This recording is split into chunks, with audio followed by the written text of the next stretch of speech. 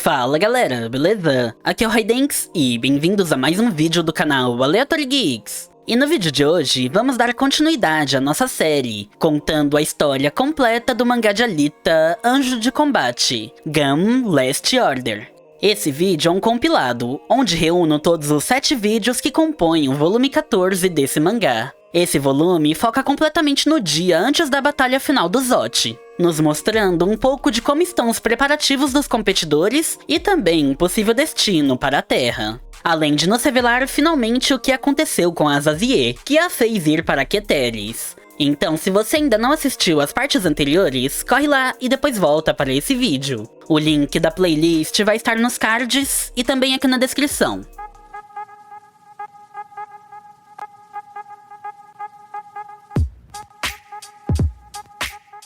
Battle Angel Alita, Gun Last Order, volume 14.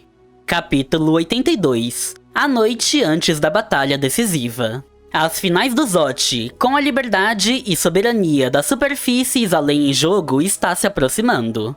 O capítulo começa com Toji à deriva, flutuando no vácuo do espaço junto com destroços de estruturas de metal da estação espacial, sem deixar claro se ele parou lá com o arremesso do Gargantua ou o golpe do Zeka. Ele observa o planeta Terra admirado com sua beleza e tamanho. Mas conforme se afastava de Keteris e a luz se esvaía, seus pensamentos se voltam para ele mesmo, que pensou ter aprendido algo, mas estava longe de realmente entender. Dado momento, uma grande nave da Federação Nova Ordem chega ao local que ele estava, e é informado para Enbad pelo seu técnico que uma patrulha o encontrou. Enbad apenas pergunta se ele poderá lutar no próximo dia, que seu técnico responde que sim, por ter sofrido poucos danos. Enbad fica feliz com isso, indicando que ele planeja algo. Nos é mostrado a nave da patrulha que resgatou o Toji se acoplando no hangar de estacionamento da cúpula em Cebola. E a cena corta para Seshes, lá na base das Space Angels, sentada, pensativa sobre o próximo dia, que enfrentará o Zeka. Seshes pensa sobre seus diversos ataques, tentando pensar em uma estratégia para enfrentá-lo, mostrando o quanto as palavras de Zeka lhe fizeram mudar, por sempre lutar no puro instinto, sem pensar no que vai fazer até estar fazendo. Mas dessa vez ele analisa cada um de seus golpes, chegando à conclusão que tem mais ataques, mas são muito lentos, e não acha que será capaz de atingi-lo com eles. Então cogita combinar o Sechester Angriff com bolas de plasma, mas se lembra que Zeka pode comer o plasma de novo, e principalmente que ele disse que pode atingir a velocidade supersônica ficando parado. Que de início pensou que ele estava blefando, mas pelo que ele fez e disse, não dá para saber se isso é real ou não, mesmo que supersônico e parado ao mesmo tempo pareça impossível. Seshes pensa sobre Zeka ter lhe dito que se compreender essas palavras, significa que começou a entender o que é dominar o corpo Fitzroy. Mas acaba ficando mais nervoso e irritado, pelo Zeka ousar lhe dar lição de casa, mesmo não sendo esperto, e afirma que quando encontrá-lo irá destruí-lo. Mas logo Seshes se acalma novamente e repensa nessas palavras, que mesmo parado, ele está se movendo. E reflete que mesmo que, aparentemente, não se mova, algo continua se movendo. Seshes analisa sua mão parada, pensando no que se move, e finalmente entende que é o que está dentro de seu corpo. A solução de polietileno que está correndo por dentro de seus corpos, e percebe que fazendo essa solução se mover em velocidade supersônica, Zeka foi capaz de conseguir um incrível poder e velocidade sem nenhum esforço. Nesse momento, Seshes entende o que Zeka quis dizer com ficar fácil depois de entender isso, e sorri feliz, dizendo para ele mesmo em pensamentos que o fará comer poeira. Porém, seu momento de autoconhecimento é interrompido pelas gêmeas, que aproveitam seu estado de meditação para zoar com Seshes, que ao perceber, expande seu corpo como em seu ataque contra o Armin, tentando atacá-las com seus novos conhecimentos. Mas percebe que não será tão fácil quanto parece, pois ao aumentar a velocidade do circuito interno, a pressão e fragilidade que são ocasionados não o permitem manter seu corpo na forma original, e decide que tem que praticar mais. As gêmeas correm de Seshes se divertindo e pensando em sua próxima travessura quando se deparam com o Rakan flutuando ao lado de fora da estação. Um tempo depois, Seshes sai do banho reclamando das coelhinhas, quando passa em frente à oficina e se depara com um tumulto. Ao entrar lá, Derossi lhe conta que encontraram a Zazie caída no chão, deixando Seshes desesperado, que, sem saber o que fazer, chacoalha ela pelas roupas. Yanni lhe manda parar com isso, quando Seshes acaba tocando o rosto da Zazie com a ponta do dedo, sentindo uma energia que lhe assusta, o afastando. Então Derossi pega a cabeça da Zazie para ajustá-la na almofada para o Yanni analisar. E Seshes, em desespero, manda os dois se afastarem, por ser perigoso. Mas antes que pudesse perguntar o motivo, as mãos do Derossi passam a vibrar, que de início ele não entende, se divertindo com as cócegas que subiam pelos seus braços. E sem nenhum aviso, Seshes arranca os braços do Derossi com um golpe, o jogando longe, que cai no chão já chorando pelos braços arrancados. Yanni questiona Seshes por isso, que explica que essa é uma técnica secreta da arte marcial anti-ciborgue. E se não tivesse arrancado seus braços, a cabeça do Derossi teria sido explodida. E já desconfiado, comenta que só tem que perguntar o que houve para a pessoa que conhece essa técnica, já questionando a Gali, que estava observando tudo aquilo de dentro dos tubos de ventilação, assim como um gato em uma caixa. Seshes lhe manda sair dali, e assim ela faz, saindo de dentro do duto, se sentando em cima dos armários o encarando. E imediatamente Seshes lhe pega pela gola das roupas, já lhe acusando, perguntando por que ela fez isso, e dizendo que Zazie era parceira delas. Mas Gali apenas responde que não sabe do que ela está falando, e com total indiferença cita o bolinho que comeu escondida, lhe pedindo desculpas. O que enfurece a Seshes, que lhe manda parar de brincadeiras, e pergunta quem mais além dela usaria uma técnica desconhecida tão avançada. Gali apenas diz que tanto faz, e o manda lhe soltar. Mas Seshes se recusa, então Gali simplesmente se solta, saltando para trás, sem que Seshes visse seu movimento. Gali gira para trás, golpeando Seshes nas costas com um chute, que lhe arremessa para trás, parando ao se apoiar na maca onde Zazie estava. Gali zomba de Seshes, surpresa por ouvi-la falar de time e parceiros, algo que Seshes nunca se importou antes, e comenta que ele amadureceu. E vendo como Gali estava indiferente quanto a isso, chega à conclusão que no fim ela não precisa de ninguém além dela mesma, e que foi estúpido em achar que ela fosse uma parceira de equipe. Então ambos se preparam para se enfrentarem pra valer, acabando com toda aquela rivalidade que Seshes alimentava desde os além de uma vez por todas, pondo um fim um no outro. Yanni pede para eles pararem, pois ali não há espaço. E são interrompidos pela Zazie, que acorda bem na hora, pedindo para que parem, revelando que não foi a Gali quem fez isso, mas que aconteceu há um mês atrás, em Marte. Ao mesmo tempo, Seshes questiona ter sido há um mês e Gali ter sido em Marte. E percebendo que falaram em simultâneo, se viram de costas um para o outro, mostrando que ainda estão com raiva. E Zazie apenas pede desculpas, pois teria evitado esse mal-entendido tendo contado isso antes. Gali lhe pede para explicar os detalhes. E Zazie revela que em Marte conheceu um Kanzler, um praticante da extinta técnica Panzerkunst que Gali também pratica, a deixando impressionada e assustada com essa revelação. Zazie completa que nem chegou a conhecer e decide contar tudo desde o começo.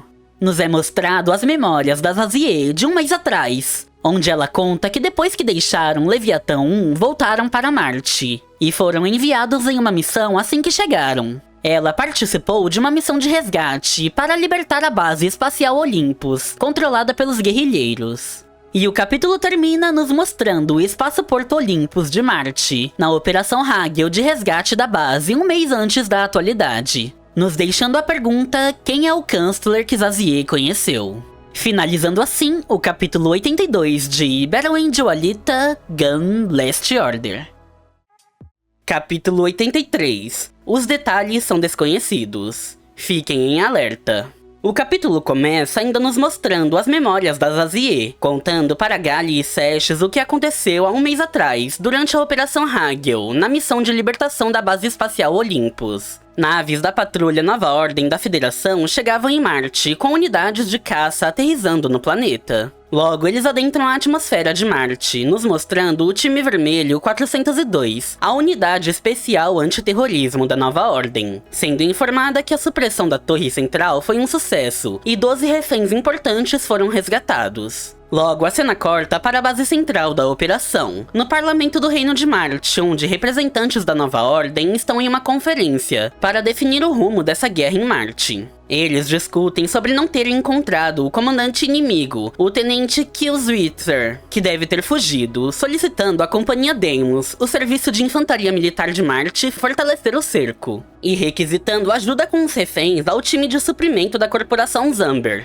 com o time vermelho mantendo o controle da torre central. É mostrado gravações da última operação, onde o resgate dos reféns na Sierra Dome pela Brigada Aérea de Marte Gempest foi um fracasso, e as vidas de 1000 reféns foram perdidas, pois a Unidade K, soldados da linha de frente da libertação de Marte, entrou em combate com o inimigo no prédio Echo, e os reféns foram envolvidos, resultando em múltiplas mortes. Nesse momento, nos é mostrado os representantes do Exército da Terra, Júpiter, Vênus e Marte, na união das forças militares da Nova Ordem com os demais planetas, fundada a partir da Conferência da Ladder, onde a Limeira compareceu ao convite do Enbad. O representante terráqueo culpa a formação de unidades aleatórias por considerações políticas pelo fracasso da missão. E logo, o representante joviano diz que deveriam ter permitido que o exército da Federação de Júpiter cuidasse disso, o que é rebatido pelo representante venusiano, que afirma que se tivessem deixado com Júpiter, Marte teria sido destruído, mostrando que, embora reunidos, não deixaram suas diferenças e tensões de lado. E o general Yasuigi, do Parlamento do Reino de Marte, comenta desacreditado que estão lutando ao lado de seus velhos inimigos, mas sabendo que o objetivo do inimigo é causar a discórdia, resultando na quebra do Tratado de Paz das Nações. Então devem ter sucesso no resgate dos reféns pela honra do Congresso Nacional. E dizem pensamentos que está contando com a Zazie e o GG para o sucesso da missão. Logo, a Vanguarda Zebra, unidade especial estratégica da facção do Congresso de Marte nessa operação, detecta que o time Alpha fez o contato com o inimigo e desligam a barreira da Cúpula Novembro, conseguindo afastar as forças inimigas dos reféns. Eles ordenam que o time Beta avancem para a cúpula, garantindo a segurança dos reféns. E nos é mostrado o time Alpha em ação, com a Zazie no fronte da batalha enfrentando um grande tanque robô, que rapidamente conseguem o derrotar, com a ajuda de seus companheiros Trevor, Mauer e Kong, que limpam toda a área lhe dando cobertura. Mauer imediatamente utiliza seu drone em forma de pássaro para fazer uma varredura por toda a área, e informa que não há sinal de inimigos por ali. O que Kong acha estranho, pois achou que a organização guerrilheira da divisão Neo Terceiro Reich iria aparecer ali, e brinca que enfrentar robôs não tem graça, sendo repreendido pela Zazie, que o manda não falar desnecessariamente, e pede para o time Beta informar a situação. Do outro lado do front, o GG do time Beta informa que os reféns estão seguros, e solicita o resgate deles à Companhia Zamber.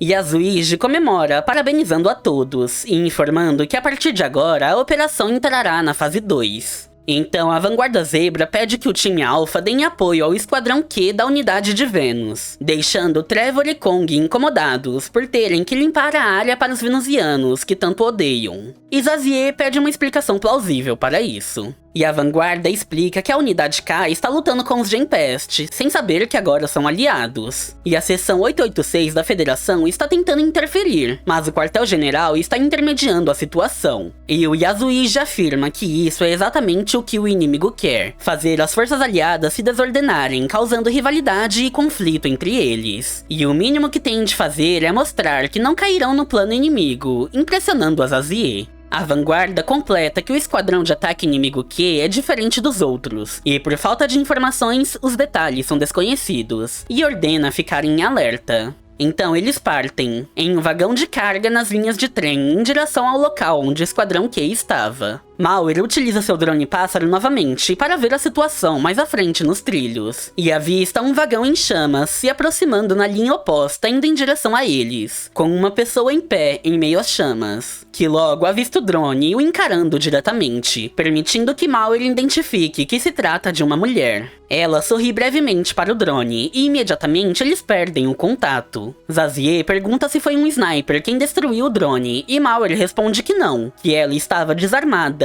e não houve som de disparo, e decide enviar outro drone para confirmar. Mas antes que pudessem agir, Trevor localiza o vagão se aproximando rapidamente. E Kong já aponta seu canhão, querendo atirar. Mas Trevor se recusa por poder ser um civil e pergunta a Azaziel o que devem fazer. Prontamente, ela ordena que atirem. Mas, de repente, Mauer passa a agir estranho e manda não atirarem, entrando na frente do canhão do Kong, que não tem tempo de parar o disparo. E o míssil atinge diretamente o Mauer, o arrastando para longe em direção ao vagão inimigo, dizendo feliz que ela é o seu anjo, deixando todos em choque com aquilo. O míssil acaba tendo sua trajetória alterada devido ao peso do Mauer, e acaba atingindo os trilhos, pegando o vagão na explosão, mas sem o atingir diretamente, o que acaba o arremessando para cima, indo em direção ao vagão que eles estavam. Zazie tenta frear o carro, mas não há tempo, e os destroços acabam atingindo e destruindo a parte de cima do vagão que eles estavam. Todos se abaixam para desviar e acabam perdendo a formação, podendo apenas assistir à destruição que ficou para trás, se desesperando pela morte de seu amigo. Kong comenta que ele não é do tipo que faria algo assim, e Zazie pergunta se ele viu mais alguém além da mulher que Mauer citou. Kong responde que não, e Zazie questiona o Trevor, mas ele não responde. E ao se virar para ele, se depara com a cabeça do Trevor arrancada, partida em duas partes, e seu corpo caindo logo em seguida. Kong se assusta com isso, perguntando se ele foi atingido pelos destroços. E Zazie responde que não, devido aos cortes precisos, o mandando ter cuidado, pois se trata de um ataque inimigo. Mas Kong não responde também, e ao se virar para ele, a parte de cima de seu corpo havia desaparecido num piscar de olhos, como se tivesse sido explodida, restando apenas suas pernas e uma parte do abdômen com um corte preciso que cai logo em seguida. Aterrorizada com aquilo, Zazie nem percebe que essa mulher que os atacou já está bem atrás dela, e quando a nota, se vira já disparando com sua metralhadora. Mas a garota acompanha seus movimentos, mantendo-se nas costas da Zazie o tempo todo, impossibilitando que ela a visse. Então ela dispara para baixo, prendendo sua bota em uma barra de ferro ao lado, utilizando do impulso dos disparos para girar seu corpo lateralmente, ficando de frente para a garota. E a garota salta também, acompanhando seu giro. E Zazie chuta a sola de seu pé de baixo para cima, arremessando ambas no ar, acima do nível do vagão, que já estava dentro da cidade, se aproximando da estação. Rapidamente, a garota se posiciona atrás da Zazie novamente, e tenta lhe enforcar com uma corda. Zazie coloca sua metralhadora à frente, que imediatamente é partida ao meio com um corte preciso, revelando como ela matou o Trevor e o Kong. Zazie nota que essa corda se trata apenas de um cadarço de sapato, ficando ainda mais assustada com as habilidades da garota, que a elogia pela defesa. E percebendo que ela ficaria o tempo todo colada em suas costas, decide prender suas pernas na dela para que caiam nos trilhos, com a garota por baixo amortecendo sua queda. E a garota a elogia novamente, mas gira seus corpos, colocando a Zazie para baixo e pressionando seu pescoço para frente, a fazendo cair de cabeça nos trilhos. Então a Zazie para a queda, prendendo seus pés no gancho de reboque do vagão, ficando pendurada, sendo arrastada pelo carro, tendo apenas sua arma entre ela e o solo, impedindo que seu corpo seja raspado pelo chão. Com a garota em pé em suas costas, rindo da situação e a elogiando novamente. A garota comenta que ser pego pelas costas durante a batalha tem consequências, porém, mesmo para os padrões marcianos de luta de alta precisão, é uma rara honra encontrar um soldado eficiente como ela. Mas Zazie não lhe dá ouvidos, e saca uma granada de seus bolsos para finalizar a si mesma junto com ela se for atacada. E a garota salta de suas costas, se afastando dela, permitindo que a Zazie pudesse subir novamente no vagão, já mirando onde a garota saltou para lhe atacar com a granada. Mas rapidamente, Zazie sente uma vibração em seu braço, e larga sua metralhadora, pegando uma pistola e disparando em seu próprio braço para impedir a explosão da técnica. E a garota para em suas costas novamente, comentando curiosa que ela conhece o Verstlag e pensou que ninguém conhecia esse truque. Nesse momento, a Zazie percebe que essa garota se trata de uma Kanzler, ficando intimidada por saber que esses guerreiros supostamente foram extintos. E a garota lhe pergunta por que ela continuou no vagão, já que poderia ter escapado se saltasse do carro quando saiu de suas costas. E irritada com a pergunta, lhe questiona se acha que ela poderia voltar com o rabo entre as pernas quando seus subordinados foram massacrados. E ela apenas responde que adoraria conversar mais, mas acabou o tempo, pois já estavam chegando à estação final. Então, para mantê-la ali, Zazie comenta que ela é a segunda Chancellor que lhe atingiu com um Verstlag, e que a primeira deve ter sido a Yoko. O que imediatamente prende a atenção da garota, que fica paralisada com essa informação, e pergunta quando isso aconteceu, já que a Yoko foi dada como morta há 200 anos. Zazie percebe que conseguiu desestabilizá-la, e completa que agora a Yoko é conhecida como Gali, e que estará no Zote, que começará em algumas semanas, e provavelmente haverá na TV. Deixando a garota comovida e assustada, pensando sobre a Yoko ter sobrevivido, se referindo a ela como aquela criança. O que indica que essa garota pode ser a Erika, a amiga de infância da Gali como Yoko, que a resgatou em Marte. E aproveitando a distração da garota, Zazie remove o pino da granada e a arremessa em sua direção, pegando sua pistola e submetralhadora para atirar na granada e na garota em simultâneo.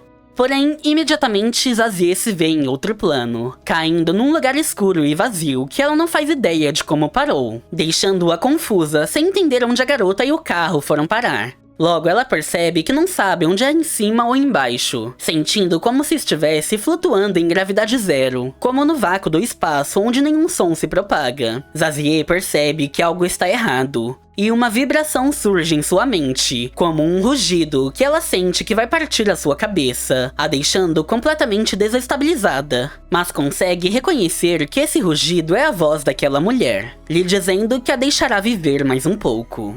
Zazie cai em um buraco sem fim, parando em pé de repente, como se nunca tivesse saído do lugar. E logo nota algo enorme caindo em sua direção, se perguntando se é a lua. Mas logo percebe que é a granada que ela mesma jogou, que agora estava gigantesca, caindo em sua direção.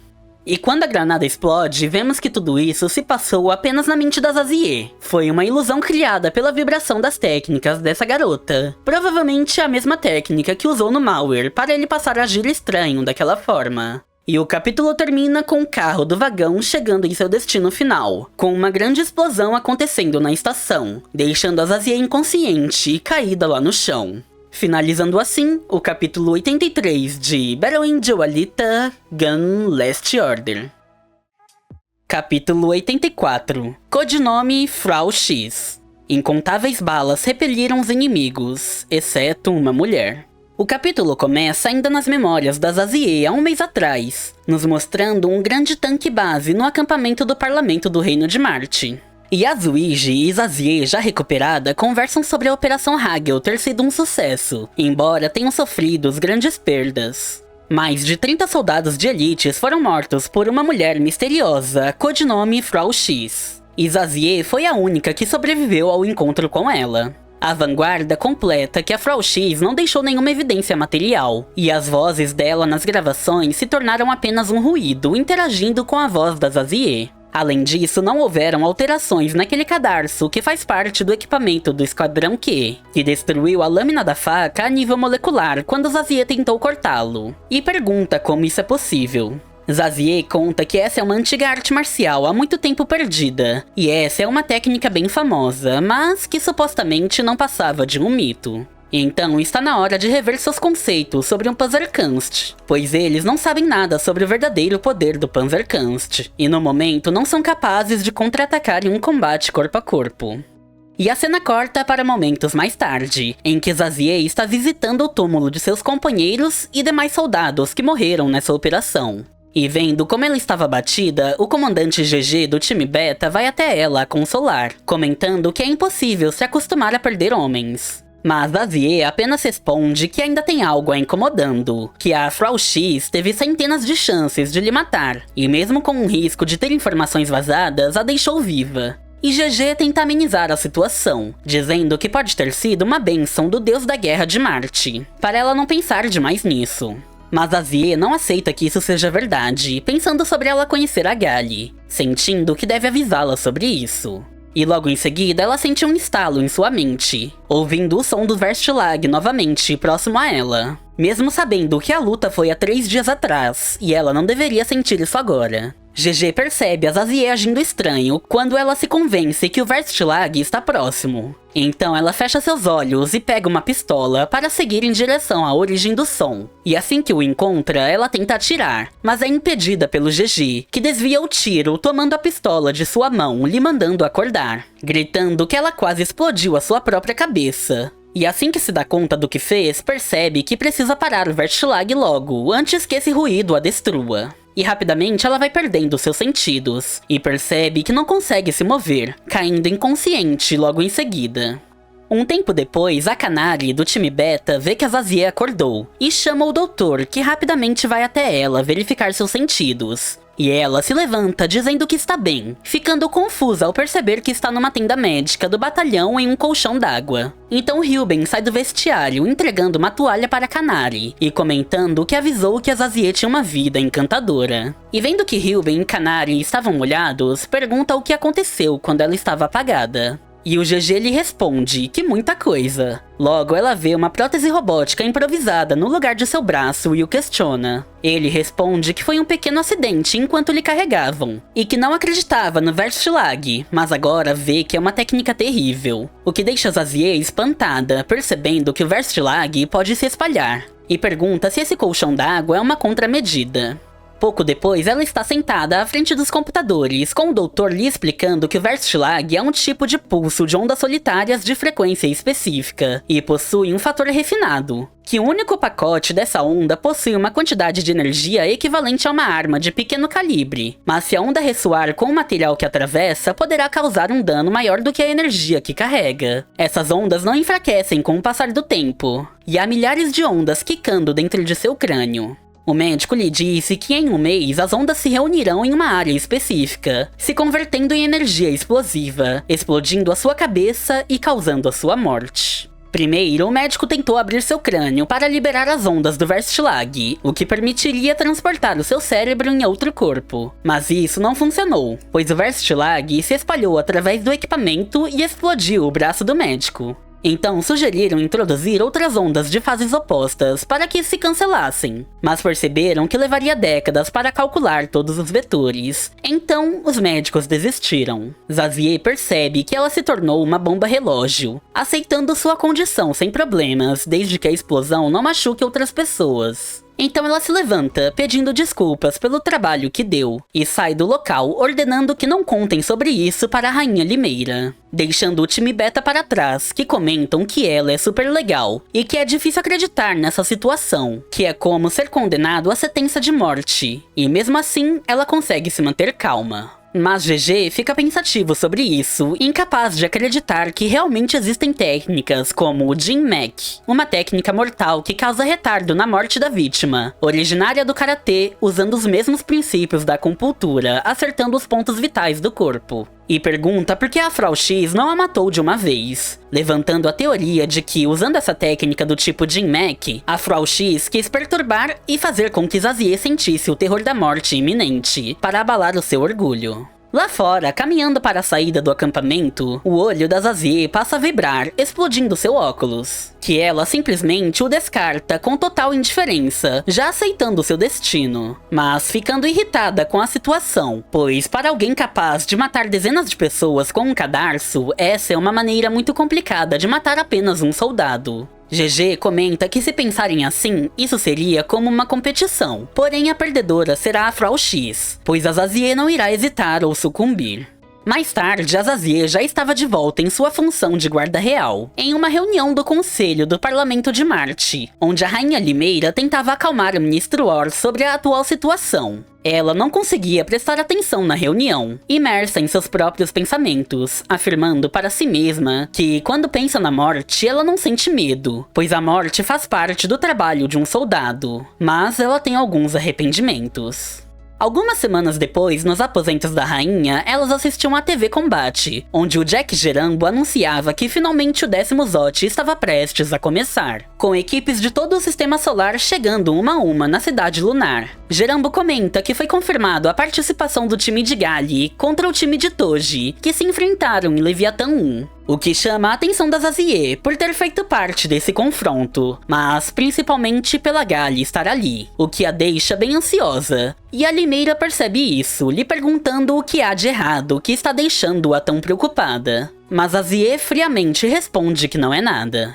Então a Limeira se levanta e vai até a janela refletindo, e comenta com a Zazie que assim que a base espacial Olympus, que foi retomada na missão Hagel, reabrir, haverão voos para Keteris, o que a Zazie apenas confirma, demonstrando indiferença. Então a Limeira vai até ela, ele entrega uma passagem para Keteris, lhe mandando ir em frente com um sorriso no rosto, deixando Zazie inconformada. Ela se ajoelha em frente à Limeira, dizendo que não pode aceitar isso, quase chorando de nervosismo ao pensar que, se ela deixar Marte naquele momento, não conseguirá voltar antes de sua morte. E ela jurou lealdade à Limeira, então não pode jogar isso fora, estando longe dela em seus momentos finais por causa de outra pessoa. Mas a Limeira se ajoelha à frente dela também, levando sua mão à dela para aceitar a passagem, dizendo para não se preocupar com ela, e fala para ela ir ajudar a Gali. Pois, além disso, talvez outro Kanzler possa remover o Verstlag, deixando Zazie em prantos ao perceber que a Limeira sabia de sua condição. Ela pensa que mesmo que as duas sejam usuárias de Panzerkunst, o nível de habilidade da Frau X está em um nível diferente da Gali,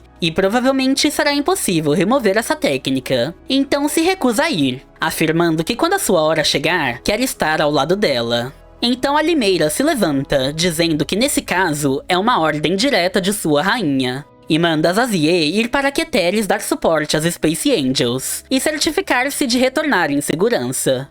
Zazie aceita as ordens de sua rainha com lágrimas nos olhos, sabendo que pode nunca mais voltar a vê-la. E o capítulo termina com a Zazie partindo em uma nave marciana rumo a Keteris, pensando em sua rainha. Finalizando assim o capítulo 84 de Battle Angel Alita Gun Last Order. Capítulo 85. Tenha coragem e siga em frente. Afligida pelo Verstlag, qual o destino de Zazie? O capítulo começa com Zazie de volta ao presente, na maca onde estava deitada, terminando de contar para Gali e Seshes o que aconteceu com ela. Todos ficam paralisados ao ouvir toda essa história, e Yanni quebra o silêncio, afirmando que é impossível que a Frau X tenha implantado milhares de ondas solitons, para que detonassem exatamente um mês depois. E Zazie apenas diz que essa é a verdade. Derossi comenta que isso não é coisa de humano, e Yanni afirma que um alienígena deve ter feito isso, provavelmente se referindo a um ser de outro sistema solar, já que todos ali são de planetas diferentes. E Seshes repreende a Zazie, dizendo que ela deveria ter lhes contado, ficando irritado ao lhe questionar os motivos dela em esconder algo tão sério. E Zazie responde que não estava escondendo, que apenas não teve a chance de dizer, quebrando momentaneamente o clima tenso ao ver enquanto ela é tímida. Mas logo o ar fica pesado novamente, quando Seshes, preocupado, pensa se essa coisa é irreversível, e pergunta para Gali qual técnica Panzerkunst fez isso, não demonstrando mais a rivalidade e tensão que sentia por ela momentos antes. Gali pensa por uns instantes e responde que não sabe. E irritado pela resposta, questiona gritando se não está em uma daquelas memórias de Marte que ela vive falando. E ela diz que nem mesmo ela sabe todas as técnicas do Panzerkunst. Então Seshes conclui que é inútil esperar a ajuda dela nessa situação. Gali explica que a técnica que a Frau X usou para ficar no ponto cego da Zazie é uma habilidade básica do Panzerkunst, chamada Schattenfolgen, ou Sombra Perseguidora, mas é apenas um exercício. Aprimorá-la o suficiente para usar em um combate real seria impossível, mas pensa consigo mesma que muitas artes marciais têm técnicas secretas que surgiram do aperfeiçoamento de técnicas de locomoção, e se pergunta se essa é uma delas. Zazie comenta que ela estava tão próxima que podia sentir a sua respiração, mas no fim não conseguiu vê-la sequer de relance, e que deveria odiar a Frau X, mas sua técnica excepcional e força incrível a inspirou como guerreira. Zazie estica sua mão para Gali, lhe dizendo que o motivo de ter ido a Keteris foi para lhe contar sobre essa garota, e que acha que pode chamar de destino ter enfrentado 2 Kanzlers em apenas alguns meses, mesmo que eles supostamente estejam extintos. Que foi o que a Limeira disse, e pede para não se preocuparem com ela, pois já se conformou.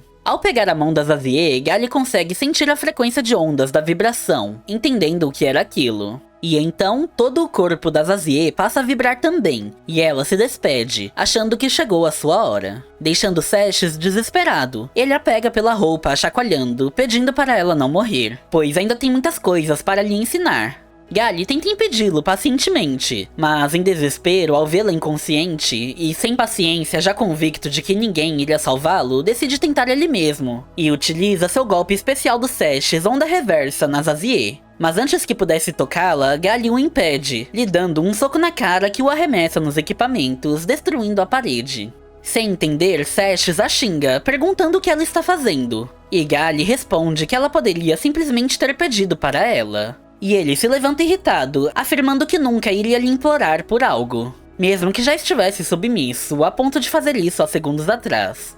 Então, Gali diz que vai curar a Zazie, o que o tranquiliza. Ela pede para que Seshes cuide das ondas que escaparem, para que a cama não se quebre no processo, deixando as ondas instáveis e causando a morte da Zazie. E Yan, assustado com a explosão que isso poderia gerar, diz que é inútil, pois as ondas estão se movendo pelo corpo dela a uma velocidade superior a Mach 5, e neutralizar a reverberação de dezenas de milhares de ondas Soliton ao mesmo tempo é impossível. Mas confiante, Seshes apenas pergunta se Gali consegue, e ela lhes manda não a subestimar. Então, Gali posiciona suas mãos em volta do crânio da Zazie, se concentrando em suas vibrações. E fecha os olhos, pedindo para que Arthur Farwell lhe dê forças, como em uma oração. E utilizando do controle do Fata Morgana em seu corpo, ela consegue se conectar ao Melquisedeque através do Camelot. E a projeção de Arthur surge atrás dela, como uma bênção divina. E ela acessa diretamente as ondas do Verstlag, podendo senti-las se movendo no crânio da Zazie. E ao entrar nesse estado de consciência profunda, Gali passa a refletir que Seshes está certo. E ela pode estar tentando não confiar em ninguém além dela, mas é por esse motivo que considera pensar nisso claramente. As interações com outras pessoas foi o que a tornou quem ela é. Gali reconhece que a única razão para esse seu eu estar ali naquele momento é por causa delas. Pensando em todos que já conheceu, desde quando acordou sem memórias na Sucatópole, até mesmo seus flashbacks de lembranças como Yoko. Mas quando descobriu que seu cérebro era um chip, quando retornou da beira de sua morte, sentiu como se uma parede impenetrável tivesse surgido entre ela e as pessoas que se importa. Mas agora vê que não é isso. O que está assegurando ainda está lá. Essas pessoas que a tornaram o que ela é, mesmo sendo uma androide, assim como a Seshes foi, como Seshes é, suas vivências e relações que os tornaram quem são hoje. Gali diz para si mesma tomar coragem e seguir em frente. E então carrega seu próprio Verstlag em sua mão. E aplica dezenas de milhares de ondas opostas diretamente nas ondas introduzidas pela Frau X, ultrapassando a velocidade de Mach 5 para anular o movimento das ondas antes que colidissem com outras. Algumas acabam sendo repelidas, acertando Seshes, que as bloqueia, determinado em salvar a Zazie. Até que Gali para, colocando a mão sobre sua testa. E Zazie acorda, dizendo que o ruído se foi. Gali lhe agradece, dizendo que se sente humana, com um sorriso de profunda felicidade, que não demonstrara desde que descobriu que seu cérebro é um chip MIB. E então, Gali se vai, saindo pelo mesmo tubo de ventilação que entrou, como um gato se esgueirando, deixando todos sem entender, e Zazie sem conseguir lhe agradecer. A cena corta para momentos depois, com Gali do lado de fora de Keteris, em um pilar de sustentação, olhando para o horizonte infinito do espaço, curiosa com o que sentiu quando estava tratando a Zazie. Parecia que tinha uma mensagem codificada nos padrões de onda, ficando ansiosa ao traduzir aquela mensagem de apenas 2 palavras. Estou esperando. Finalizando assim, o capítulo 85 de Battle Angel Alita, Gun Last Order. Capítulo 86 – Redemoinho de Karma. O capítulo começa naquela mesma noite após Gali ter salvo a Zazie, nos mostrando naves da Nova Ordem, das tropas Oyaú do Enbad, sobrevoando um planetoide estranho, aparentemente artificial ou modificado. Logo, as 4 unidades Oyaú se posicionam em torno de Geru, completando a tetraformação de implantação. E a checagem de sistema da espada de Damocles está em 40% completo. E vemos que aquele suposto planetoide é a espada de Damocles, a mais interna do sistema de armas de ondas escalares que circulam a Terra. E assim como seu nome ameaçador sugere, está apontada para a superfície, como um ditado da Grécia Antiga, uma espada suspensa sobre um trono, pendurada por apenas um fio de cabelo, servindo de metáfora para o constante medo que acompanha o poder. Poder esse que é centenas de vezes maior que o Abaddon de Zalem, que destruiu o canhão Heng de Den na Terra. Essa arma é capaz de vaporizar um asteroide num instante. E nesse momento, Embad está arriscando sua carreira política para usar a espada de Damocles nas finais do Zot, para conseguir eliminar os dois maiores obstáculos para seus planos, a Gali e o Zeka. Embad está confiante que no dia seguinte tudo será decidido, seu futuro como líder e o destino do universo. Até que a projeção de Arthur Farwell surge atrás dele, nos mostrando que Embad estava dentro do Melquisedeque. Ele sorri, dizendo que essa é a hora perfeita, pois gostaria de fazer algumas perguntas para o Arthur. Mas Arthur apenas diz que foi até ali para lhe dar um aviso, que se ele usar a espada de Damocles no próximo dia, o resultado será catastrófico. Deixando Embad desconfiado, que pergunta se ele se refere à escala de dano. Arthur responde que por causa das poderosas correntes kármicas envolvendo as finais desse torneio, os futuros estão divergindo. No entanto, no pior cenário, o anel do sistema orbital entrará em colapso, o que levará a uma segunda guerra de terraformação. Embad diz que ele está mentindo, que não tem por que acreditar nele, já que Arthur está envolvido com o renascimento da Gali, e ela possui o Fata Morgana, lhe questionando por que ele a reconheceu como mestre do Fata Morgana. Arthur explica que originalmente existiam duas chaves, a Fata Morgana e a Excalibur. Excalibur servia como chave mestra do Melquisedeque, dando ao usuário o acesso total ao sistema de controle. E Embad confirma isso, dizendo que seu predecessor corrupto a usou como chip em seus jogos políticos, que tentaram replicá-la, mas acabaram a destruindo. Arthur responde que sabe disso, que tentou avisá-los também, mas não o ouviram. E Embad, inconformado, responde que quando chegou ao poder, a Excalibur já havia sido perdida, mas que por ter as mesmas funções, o Fata Morgana deveria pertencer a ele. E a cena corta para Zeka, que estava em um galpão mexendo em sua moto. Yanni chega ali com alguns tanques em um carrinho, dizendo que já faz tempo que não se vêem, e pensou em passar ali para dar uma revisão em seu corpo Fizroy. E Zeka aceita sem hesitar, lhe dando as costas para que Yanni fizesse a manutenção. Mas pergunta se realmente está tudo bem, pois Yanni é do time rival. E ele apenas responde que Zeka se preocupa com coisas bobas, pois Zeka e Sesh são como filhos para ele. Mas assim que faz as primeiras leituras, Yanni se desespera com o resultado, e pergunta se Zeka está tentando se matar. E Zeka apenas responde que esse é o segredo do seu punho matador de dragões, afirmando que não se importa, o mandando ir em frente e contar sobre isso para os Seshes.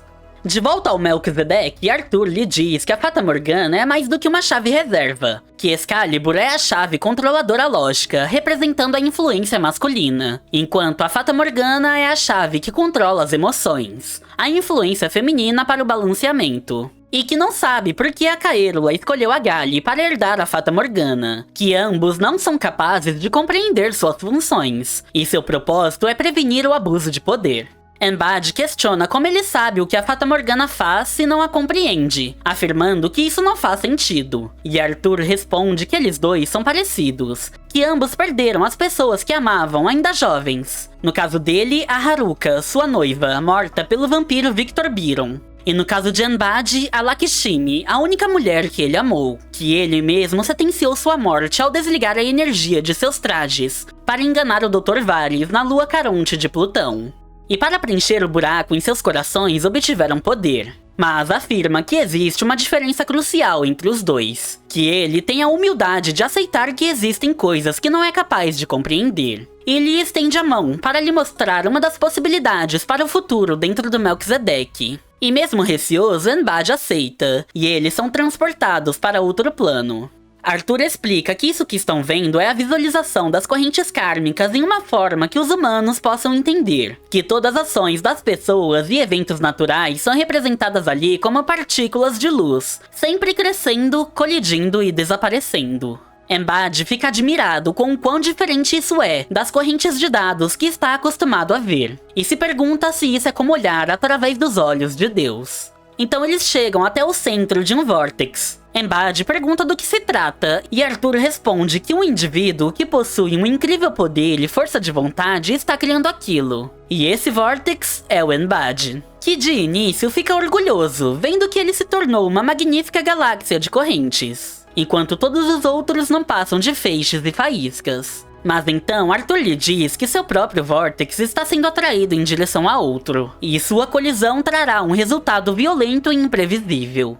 E então lhe mostra o Vortex das finais do dia seguinte, deixando Embad aterrorizado ao se deparar com um grande furacão de karma. E Arthur completa que inúmeros vórtices se combinaram e formaram um tornado do tipo que só é visto uma vez a cada século. E então os leva de volta à dimensão principal do Melquisedeque, deixando Embad em choque com o que viu e com a sensação de ser arrastado de algo tão aterrorizante. Arthur diz que isso deve ser o suficiente por enquanto e lhe dá as costas, afirmando que olhar para o espaço karma por muito tempo pode danificar a mente humana, indicando que pretende o levar ali mais vezes. Deixando Embad ofegante e em choque, pensando nas trevas avassaladoras por trás daquele tornado, vendo que isso pode significar que a espada de Damocles destruirá Keteris. Porém, seu abalo mental é interrompido ao avistar os pés de alguém parado à sua frente. E ao olhar para cima, se depara com a Galle, que estava projetada no Melquisedeque, já lhe dando um soco na cara, antes mesmo que ele pudesse pensar em reagir. O soco foi tão forte que desfez momentaneamente a projeção do Embad, quase o expulsando da dimensão. Mas logo ele se estabiliza, perguntando o que está havendo e como ela se conectou naquela dimensão do Melquisedeque sem o Weasel ou o Nova. E questiona se Arthur está lhe ajudando, que responde que não, que na verdade Galle está dormindo, o deixando ainda mais confuso. E Arthur lhe diz que isso não é surpresa, já que no sonho é possível ir a qualquer lugar. E entendendo que ela acessou o Fata Morgana inconscientemente, vê aquilo como uma oportunidade e decide enfrentá-la, pois ela o derrotou no mundo físico, mas no cyberespaço ele é invencível. E convencido que conseguiria matá-la e tomar a Fata Morgana ali mesmo, utiliza sua técnica Eclipse Mortal, a mesma que usou contra o Ping. Mas Galle facilmente passa por seu ataque, desviando sua mão, e girando seu corpo em volta de seu braço, acertando com uma joelhada seguida de um chute.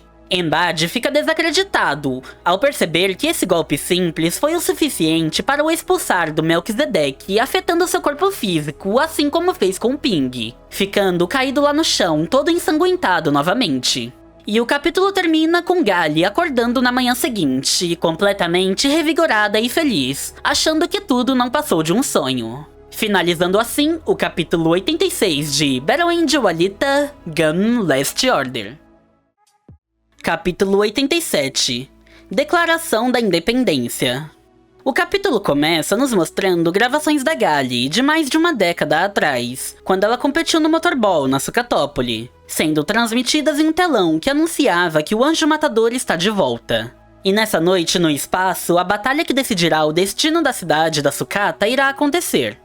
É anunciado que Vector está patrocinando o canal de televisão que está essa transmissão, e a entrada para a transmissão do evento será gratuita no circuito Agrippa, o mesmo que Galle enfrentou Jashugan. Os telões estão no meio da cidade, onde algumas pessoas se aproximam para assistir ao anúncio. E vemos a Koyomi, que já está bem crescida, e acompanhada de um cachorro. Ela assiste impressionada por não ver a Galle desde a luta final com Den. Logo, ela pergunta a um homem mais velho ali próximo se ele sabe quem é o Anjo Matador e se ela vai jogar novamente. E ele responde que não sabe exatamente, mas, ao que parece, não é uma partida de Motorball, pois todas as partidas e lutas dessa noite foram canceladas. E desconfiada que algo esteja acontecendo, Koyomi corre dali com seu cachorro Chaves, buscando por um furo de reportagem.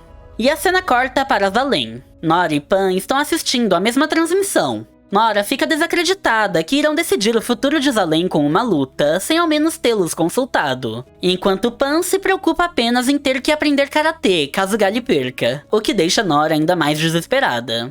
Do andar de cima, o Nova X observava todos assistindo a transmissão enquanto apreciavam Pudim, vendo que essa transmissão pirata do Zot vai ser bem popular por ali. E entra em contato com Caos, que estava na torre de controle do circuito Agrippa, perguntando como estão as coisas lá na Sucatópole. Caos responde que a resposta da população está sendo péssima, pois os cidadãos da Sucatópole nunca imaginaram que havia um mundo acima de Zalem, então era de se esperar o espanto. Mas mesmo colocando alguns comerciais da Gali, não ajudou. E o Nova X comenta que previu que o Supernova derrotaria a Gali, mas quando descobriu como hackear as transmissões, passou a observar Keteris, e presenciou o belo renascimento da Gali saindo de dentro do corpo do Tunguska, ficando feliz por ela estar bem, chamando-a de Pudim, ou seja, sua criação imortal. Cal se lamenta, dizendo que se houvessem 2 dele, assim como os Novas, teria ido até Gali ajudá-la o mais rápido possível. Mas por causa dos problemas em Zalem, tudo o que podem fazer é manter os serviços funcionando e evitar rebeliões. E completa que os funcionários do Vector e da fábrica estão tentando consertar as coisas o melhor que podem, mas estão chegando no limite, e a transmissão dessa noite é a última chance.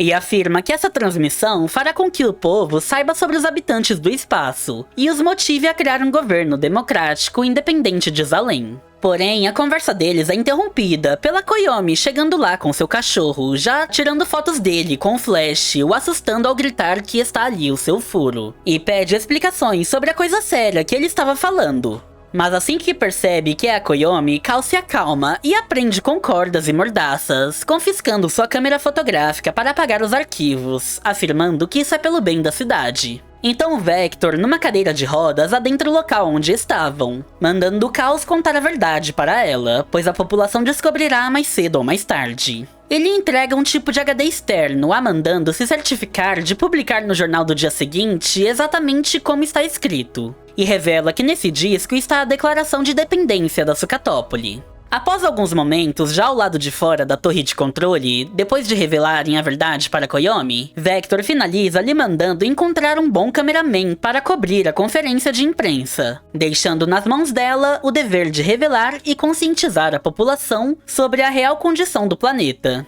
E a Koyomi se vai correndo com seu cachorro para longe, antes que eles mudassem de ideia. Caos questiona Vector se está tudo bem em revelar isso tão cedo, e Vector apenas responde que Caos pensa demais nas coisas, afirmando que um vento favorável está soprando, pois não importa o resultado da Gali na luta dessa noite. No dia seguinte, a cidade irá escrever uma nova história.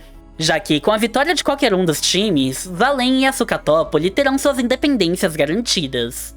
Mais tarde naquela noite, uma grande multidão de pessoas se reunia nos arredores do circuito Agrippa para assistir à batalha espacial. E Caos adentra o palco, relembrando a todos do rosto do anjo matador que era exibido no telão, com imagens de uma década atrás no Motorball. Caos o apresenta como a mesma Gali que enfrentou o Jashugan, o maior campeão da história do Motorball, animando a todos ali ao se lembrarem do momento histórico. Koyomi registra todo o evento, enquanto Caos completa que nessa noite, vosso anjo de combate enfrentará um poderoso inimigo, pela liberdade e independência da cidade, e pede que todos torçam por ela. Porém, Caos salta em comemoração sozinho. Ninguém ali, exceto pela Koyomi, sabia da real situação. Então Vector toma a frente, pegando o microfone em lugar do Caos, para pedir que esqueçam os detalhes entediantes, e apresenta os competidores dessa batalha. De um lado, liderados pela Gali, estão Seshes e Xavier, formando o time Space Angels. E de outro, seus oponentes autoproclamados os mais fortes do espaço, os Space Karatealis, liderados pelo Toji, levantando a questão de quem ficará por cima. E então manda a todos fazerem suas apostas, fazendo com que todos se esqueçam do que Caos revelou, focando apenas na competição e lucro que farão. Todos correm animados para apostar no vencedor dessa batalha, chegando a fazer empréstimos para jogarem tudo num time que acreditam. Koyomi, confiante, aposta tudo na Gali, mesmo sabendo que os karatecas possuem uma pequena vantagem. Nos bastidores, enquanto Vector saía do palco, Caos o questiona se está tudo bem em deixar a população sem saber do que está em jogo. Mas ele desvia o assunto, propondo definir quem controlará ou governará a cidade através de uma aposta nos times. E a cena corta para uma transmissão da TV Combate, com Gerambo anunciando o início das finais do 10º ZOT, onde pela primeira vez em 100 anos, 2 times privados, que não fazem parte das potências planetárias, se enfrentarão nas finais. O pai adotivo da Koyomi se levanta e sai do quarto para acompanhar de perto o desempenho da Gali, enquanto toma um chá com um de seus funcionários. Ele comenta admirado que Gali costumava cantar em seu bar. E vemos todos reunidos no bar para assistir, desde Shumira e seu marido que conheceu após o ataque do Zapan, até mesmo Caligula Armblissed, que a enfrentou no Motorball e depois fez parte de seu time contra o Jashugan. Lá no Asilo Robô em Keteris, todos se reuniam também, incluindo Landa Nanan, que era contra a reconstrução da Gali. E em Leviathan 1 descobrimos que Ping ainda está vivo, sendo tratado pela Rei, sua ex-namorada, que também assistia. Até mesmo a Kutsang, junto com toda a equipe da Sociedade de Enfermagem Estelar Guntrol, a caminho de Marte em uma nave. Enquanto que em Marte, no tanque base acampamento Alzwider, o time beta do GG, que lutou ao lado da Zazie na Operação Hagel, comemora que ela ainda está viva, deixando a Limeira emocionada. Ela chora de felicidade ao ver que sua guarda real está bem. E em algum lugar de Marte está a Frau X, apreensiva ao ver a Yoko na transmissão. Enquanto que de algum lugar do espaço está a Kaeru lá acompanhando. Todos do Sistema Solar param para ver o time de Toji e o time de Gali na partida final do 10º ZOT, que acabou de começar. Finalizando assim o capítulo 87 de Battle Angel Alita Gun Last Order. A Frau X ou a Kaeru lá encontrarão Gali novamente? Os times se enfrentarão para valer ou se aliarão contra Enbad? Finalmente, será iniciada a luta ou teremos mais uma prévia desse dia? Se você quiser comprar esse mangá completo pela edição especial da JBC, ou o e-book para Kindle de toda a obra, o link de onde encontrá-los vai estar aqui no comentário fixado. E esse foi o vídeo de hoje, espero que vocês tenham gostado. Não esqueçam de deixar um like e comentar aqui embaixo o que vocês acharam dessa história. Já conheciam? Curtiram? Já conseguem imaginar o que acontecerá agora que chegamos no clímax dessa obra já no dia da batalha final? Deixe-nos saber sua opinião. E se gostou e não está no canal, se inscreve aí. Já estamos chegando nos volumes finais dessa obra, mas ainda tem outros 2 mangás do universo de Alita, por isso contamos com seu feedback. E se você quiser ajudar e apoiar ainda mais o canal, considere se tornar membro, assim como o Eduardo Barbosa e o Idson Pumarega, que já fazem parte do clube de membros. Obrigado pelo apoio, manos, isso ajuda e incentiva demais a continuidade do canal. E isso é tudo, pessoal, eu vou ficando por aqui. Valeu, falou e até o próximo vídeo.